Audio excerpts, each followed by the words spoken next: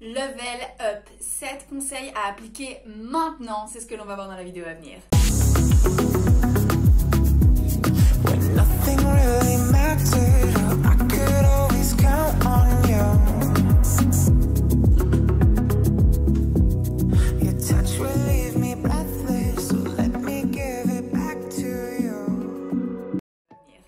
Salut mes petits bichons, j'espère qu'aujourd'hui ça va. Alors il me semble que je suis restée 2-3 jours normalement sans vous donner de nouvelles. Je suis sincèrement désolée, j'essaye de prendre de l'avance sur mes vidéos pour pouvoir vous pondre des vidéos tous les jours, mais en ce moment sur le plan organisationnel c'est pas évident. Mais je suis pas là pour me trouver des excuses, je suis plutôt là pour me trouver des solutions. Alors justement, vous le savez, je vous fais un petit peu chier en ce moment avec le level up. J'ai de plus en plus envie justement d'orienter mes contenus sur devenir un homme de haut calibre en fait. Pourquoi? Parce que je me rends vraiment compte que c'est la clé pour devenir attirant, et moi-même en tant que personne je suis en train de travailler justement sur ma propre montée en calibre. En tant que femme je le fais et j'obtiens des résultats, donc je me dis qu'en tant qu'homme les résultats doivent être d'autant plus cool et étonnant. Alors dans la vidéo d'aujourd'hui je vais vous donner des techniques que vous pourrez appliquer dès aujourd'hui et dès maintenant, des plans d'action clairs et précis qui vont déjà changer beaucoup de choses par rapport à votre vie. Je peux vous assurer qu'en une semaine vous allez déjà obtenir des résultats assez optimales. Donc ce sont des conseils applicables dès maintenant, c'est des exercices que je vous recommande de faire chez vous et vous allez voir un premier résultat, et je peux vous assurer que déjà vous allez voir un changement significatif dans votre vie, c'est assez dingue. Donc 7 conseils à appliquer dès maintenant, et vous allez voir que ce sont des conseils assez bizarres parce que vous allez avoir peut-être du mal à faire le lien entre la séduction et ça, mais je peux vous assurer que ce sont des conseils que si vous les appliquez dès maintenant, votre vie va changer, et votre vie va changer de manière assez drastique. Mais avant de rentrer dans le vif du sujet, jeudi je suis en live, jeudi soir je suis en live.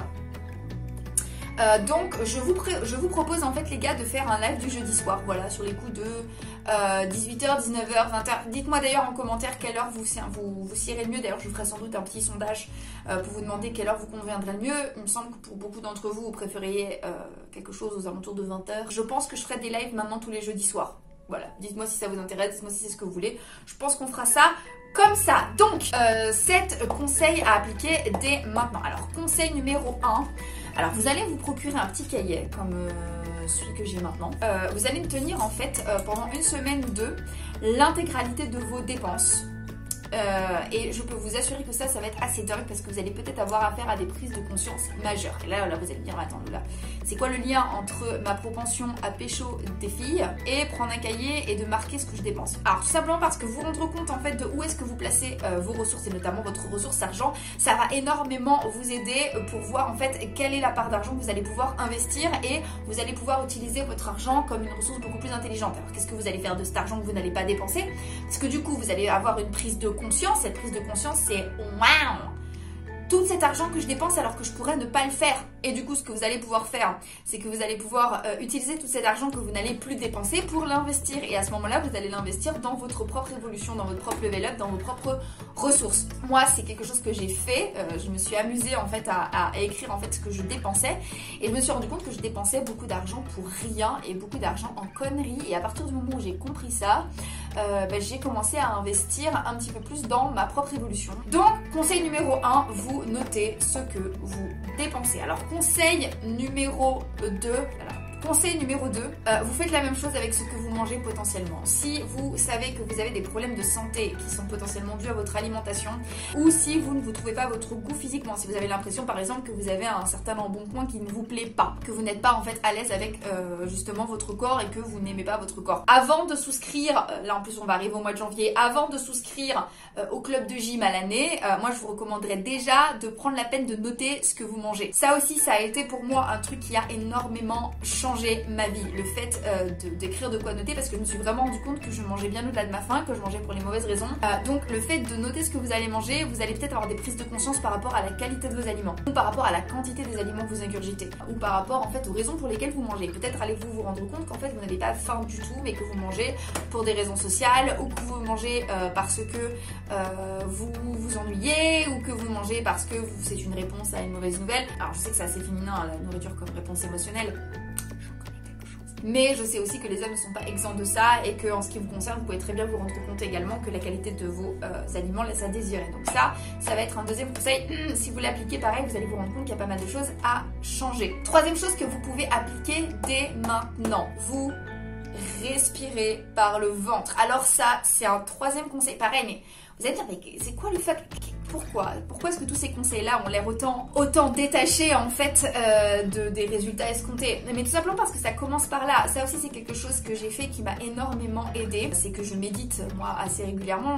Ça a d'ailleurs été, il me semble, la toute première vidéo de ma chaîne, hein, je vous parlais de méditation. Et un truc qui m'a aussi énormément aidé, c'est que dès que je sens en fait que mon rythme cardiaque est en train d'augmenter, je m'assois. Si possible, je m'isole. Aujourd'hui, je réserve régulièrement une salle de réunion pour pouvoir m'isoler tranquille.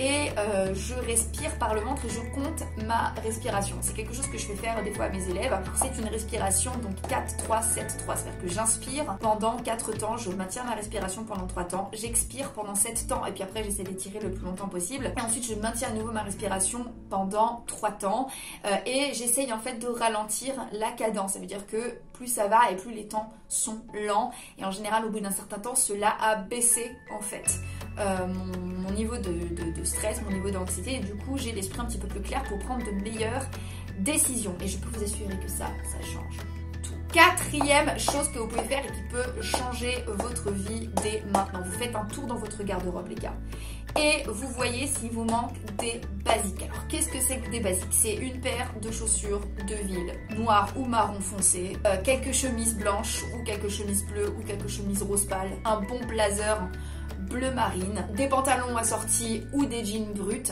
Vous avez déjà le minimum syndical, ce que moi j'appelle le kit de survie du manque de mauvais goût, qui fait que ça va avec tout, ça va tout le temps. Pareil, un petit pull col V pour laisser dépasser la chemise.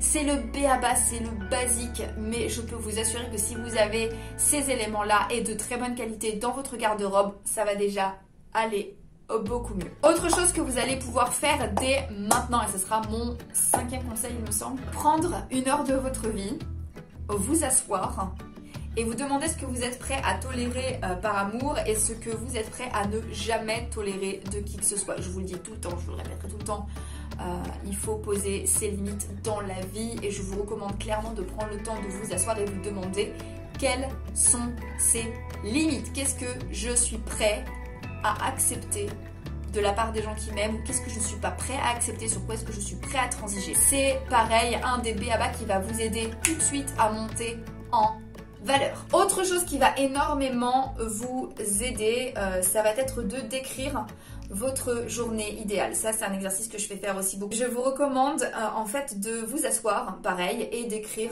votre journée idéale. Vous demandez, ok, je me réveille le matin, où est-ce que je veux être? Est-ce que je veux être au bord de la mer? Ou est-ce que je veux être au plein cœur de la ville? Est-ce que je veux être à l'étranger? Est-ce que je veux rester en France? Est-ce que je veux être dans une somptueuse villa? Déjà, on va commencer par un 2 pièces au centre-ville. Vous mettez ce que vous voulez. Vous mettez avec qui vous voulez vous réveiller, qui sont les personnes avec qui vous voulez interagir tout au long de la journée, quelles sont les activités que vous voulez avoir tout au long de votre journée et essayez comme ça de vous créer une journée idéale jusqu'au soir. Et vous allez pour le coup enclencher en fait la loi d'attraction et vous allez, ce que moi j'appelle activer le GPS interne. Et le GPS interne, c'est ce qui me permet moi en tout cas de mettre en place ma vie. Et j'active régulièrement mon GPS interne en me mettant des objectifs en tête et en me rappelant très exactement de ce pourquoi je fais tout ce que je fais. Alors conseil suivant, vous vous installez chez vous, vous faites le point sur votre intérieur. Parce que s'il y a bien un truc que j'ai compris moi-même, hein, à partir du moment où j'ai commencé mon avancée, c'est que il est super important de soigner le cadre dans lequel on vit. Alors je sais que c'est pas facile pour tout le monde parce que je sais que certains d'entre vous peut-être vivez encore chez vos parents, peut-être certains d'entre vous avaient dû retourner chez vos parents, mais je peux vous assurer qu'un décor propre, soigné et clair et lumineux, c'est pas si compliqué à avoir que ça. Encore une fois, moi je suis plutôt dans l'optique minimaliste, hein, dans l'optique du less is more, mais moi ce que je vous recommande c'est de vous asseoir, de faire un point sur votre chez vous et vous demander comment est-ce que vous pourriez améliorer votre habitat. Ça aussi, il s'agit de soins que vous pouvez vous offrir à vous-même en fait. Ce que je veux dire, c'est que n'attendez pas d'avoir une femme dans votre vie pour qu'elle change la couleur des rideaux et qu'elle rajoute quelques petits coussins et quelques petites bougies pour faire un petit peu plus comfy. Vraiment, faites attention à votre chez vous et apportez du soin à votre habitat. Parce qu'apporter du soin à votre habitat, c'est du soin que vous allez vous apporter à vous et ça change la vie de se réveiller tous les matins dans un décor dans lequel on se sent bien. Conseil suivant, demandez-vous, pareil, prenez le temps et demandez-vous en fait quels sont les petits soins que vous voulez vous apporter dans votre vie et quelles sont les choses qui pourront vraiment vous apporter du bonheur. Alors, je sais qu'en ce moment, les voyages, c'est relativement compromis, on est d'accord. Je pense également qu'il y a quand même pas mal de choses que vous pourriez faire qui pourraient vous rendre heureux au-delà des jeux vidéo, quand bien même, le jeu vidéo est une activité tout à fait honorable selon moi. Mais demandez-vous quelles sont les activités que vous aimeriez pratiquer, qui vous feraient du bien, qui vous rendraient sincèrement heureux. Et enfin, petit cadeau bonus, ça va être de vous asseoir et de faire le point sur qu'est-ce que vous aimeriez accomplir qui pourrait vous rendre fier de vous. Parce que s'il y a bien une chose que j'ai compris en travaillant avec des hommes depuis près de 9 ans, c'est que notre estime de nous est directement basée en fait sur ce que l'on accomplit dans notre vie, notre propension en fait à accomplir des choses.